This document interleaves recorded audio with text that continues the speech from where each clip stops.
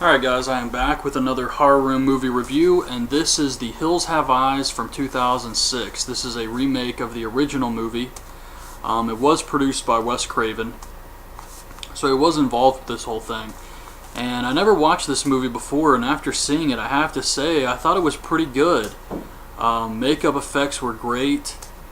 Stayed true to the original for the most part. There were a few differences and some stuff kind of dragged on, but that was because they added more action to the movie, and I was fine with all that. I thought they did a great job with this. I don't see why fans of the original would have a problem with it. And it was a pretty brutal horror movie. Anyways, the budget was $15 million, made back $69 million, so it was a successful movie. And it was kind of long. I mean, it was almost 2 hours, but at the beginning it says between 1945 and 1965 the government performed 331 nuclear tests but deny the genetic effects caused by the radioactive fallout. So it shows the New Mexico desert, and 4 guys in protective suits are testing the radiation levels when a bloody man runs up to him asking for help.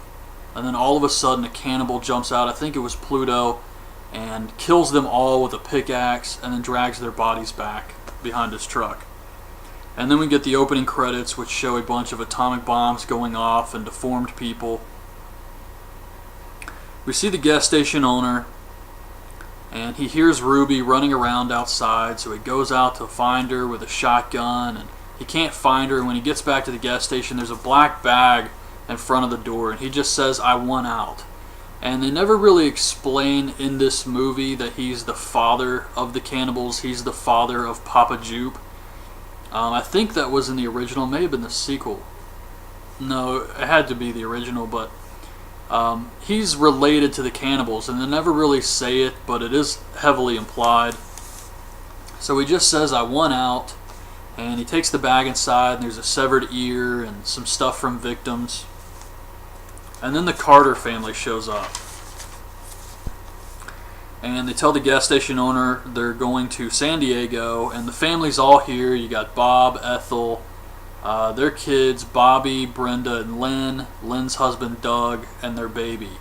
And I was happy to see they also had the dogs, Beauty and Beast, here. So Bobby is played by that kid from Cougar Town. I can't remember his name, but he's the son. And then Brenda is Claire from Lost. Doug is Pyro from the X-Men. And Bob is Ted Levine, who played Buffalo Bill. And he's also the voice of the killer in Joyride, the candy cane guy. So the acting was really good in this movie. So they head through the desert, and they run across a spike strip, which causes the truck to wreck.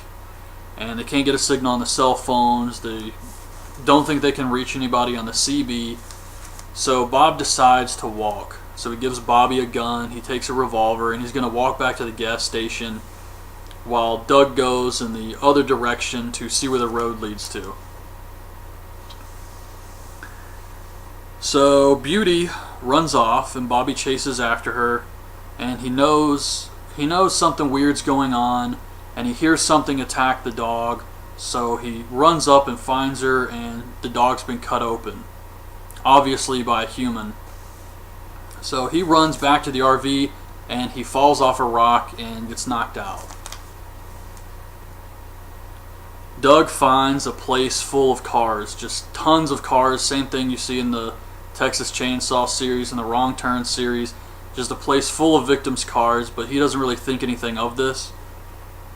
And at night, Bob finally makes it to the gas station, but no one answers, so he goes inside, he finds the severed ear, he finds a bunch of newspaper clippings about the nuclear testing, and he runs out of the gas station. He sees a car, he tries to get it to start, and then he hears the gas station owner. And the owner's saying something like, "I did everything I could," and he's got his shotgun, and he blows his brains out. And this was a really gruesome scene here. So Bob's freaking out. He hears all these voices surrounding him saying, "Daddy, Daddy." He gets back in the car, and there's a cannibal in the back seat. I think it was Papa Jupe.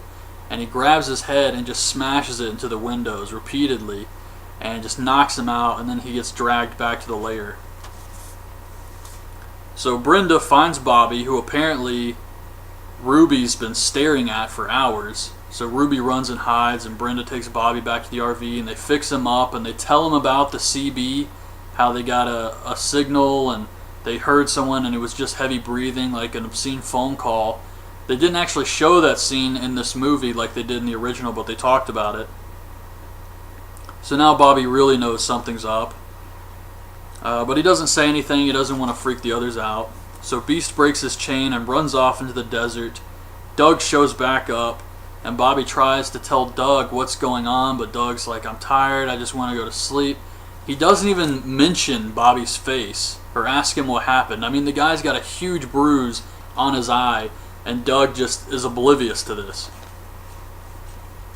So Bobby hears Beast outside, and he goes to look for him. And right around here, the next 20 minutes or so are extremely disturbing. Easily the most disturbing part of this entire movie. So Bobby's outside looking for Beast, and he realizes it's a person imitating a dog, which would be really creepy in the middle of the desert. So he runs back, and he tells Doug and Lynn what's going on. He tells them everything. And we see Pluto's snuck inside the RV, and he's trying to rape Brenda. And he uses his walkie-talkie and says, "Do it now." And an explosion goes off in the desert. So the others run to see what's going on, and it's Bob being burned alive. So while they're distracted by this and trying to put the fire out, Lizard shows up. They did change some of the names around. Instead of Mercury and Mars, it's Lizard and Google, of all things. So Lizard shows up, and he kicks Pluto off of Brenda, and then he rapes her. And Lynn runs back to the RV, and Lizard threatens to shoot her baby if she tries anything. So Ethel runs back to the RV with a rock to attack the cannibals, and she gets shot in the stomach. Lynn stabs Lizard in the leg. He shoots her in the head. He drags Brenda outside, and he's about to shoot her, but he's out of bullets. So Pluto and Lizard just take the baby and run off as Doug and Bobby show back up. Very intense scene. We see Beast up on the cliffs. He finds Google, rips his throat out, kills him, and then he brings his walkie-talkie back to the others. And they pick up the walkie-talkie, and they hear the cannibals talking about how they're going to kill them all. So in the morning, Doug and Beast head up into the hills. He's got a baseball bat with him, and he finds the entrance to the mines. So he goes through the mines, and he comes out, and there's a town, like an old nuke town, with the dummies and everything set up. And he's going through, and he sees one of the houses has a generator. And he sees his baby inside, so he leaves Beast in this car, and he goes in the house, and he sees the baby, and he sees Big Mom watching divorce court. So he's creeping by her, and he gets the baby, and he turns to leave, and then Big Mom comes out of nowhere and knocks him out. And Big Mom never dies in these movies. I was just thinking about that. That's kind of strange, but yeah, nothing happens to Big Mom. So Doug wakes up in this freezer thing, and he's surrounded by body parts. So he freaks out, and he breaks his way out, and he sees his baseball bat, which they conveniently left there for him. So he's got the bat back, and he hears a cannibal singing the national anthem, and it's Big Head. Now this guy is really deformed. I mean, he's got this big tumor thing coming off the back of his head, and he's confined to a wheelchair. And he tells Doug that his people made them who they are with their bombs. And Doug gets ready to hit him when Pluto breaks in. We see Beast tunnel out of the car, and he runs and attacks Pluto. So Doug runs into another room, boards the door, and he's waiting for Pluto. And then Pluto just breaks through the wall, Leatherface style, and he cuts the bat in half with an axe. So Doug takes the other half of the bat, and he stabs Pluto in the stomach with it, Pluto just rips this thing out and bitch slaps him with the other end of the bat. So he's throwing Doug around, just beating the crap out of him. He cuts off 2 of his fingers with the axe. He gets ready to kill him. Big Head is laughing about all of this. And then Doug pulls out an ice pick and stabs it in his foot. He grabs an American flag and stabs it through his neck and then hits Pluto in the head with the axe. So he completely kills him here. This was badass. And then Doug leaves and he kills another cannibal with the axe and takes his shotgun. So he didn't kill Big Head, which I thought was kind of disappointing. Maybe he just felt like this guy's too deformed, it's not worth my time. But still, so Big Head picks up a radio and he tells Lizard to kill the baby. And he's laughing, and then he sees Beast. And we hear Beast tear Big Head apart. This was awesome stuff here because Big Head was a big dick. He really was. So Lizard goes to kill the baby, but Ruby takes the baby and heads up into the cliffs. Bobby runs into Papa Jupe back at the RV, and Papa Jupe chases him, and Bobby's got a trap set at the RV. And Papa Jupe actually looks relatively normal compared to the others, but they blow him up with the RV, so he really didn't get a lot of screen time in this movie. And Doug catches Ruby. He gets attacked by Lizard, who just beats the crap out of him with this spike belt thing. Knocks him out. So Doug is laying here, and at this point Doug has been through hell. I mean, he's been through a lot. And he looks at his hand with the missing fingers, and he still sees his wedding ring. So he wills himself to go on. This was very cool. And he grabs the shotgun, and he catches Lizard and beats the crap out of him with this gun. Ruby gives him his baby, and then Lizard gets back up, and he goes for the gun, and Ruby runs and tackles him, and they both go off the cliff and die. So Bobby and Brenda see Jupiter still alive, and Brenda crushes his head with a pickaxe, and then they see Doug, the baby, and Beast, and they all hug, and then we see someone's watching them through binoculars. So that's how the movie ended. And I really did like this movie a lot. It was pretty entertaining. And there is a lot of brutal stuff in this one. The original wasn't nearly as bad. I mean, it had some disturbing stuff, but it was also kind of cheesy, so it was more of a funny movie at times, with some of the outfits and things they would say. But this one, they definitely turned it up for this one, because there was a lot of intense moments. Bob burning alive.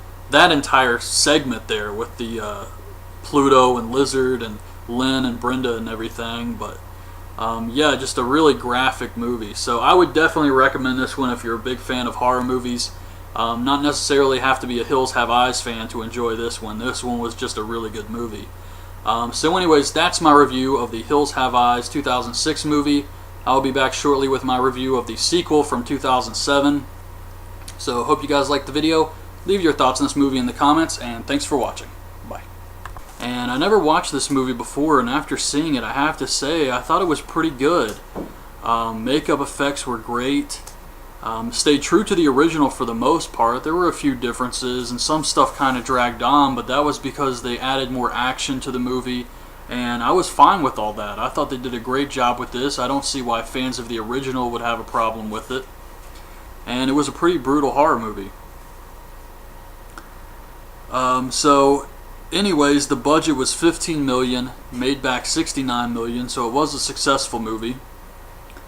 And it was kind of long. I mean, it was almost 2 hours, but at the beginning it says between 1945 and 1965 the government performed 331 nuclear tests but deny the genetic effects caused by the radioactive fallout.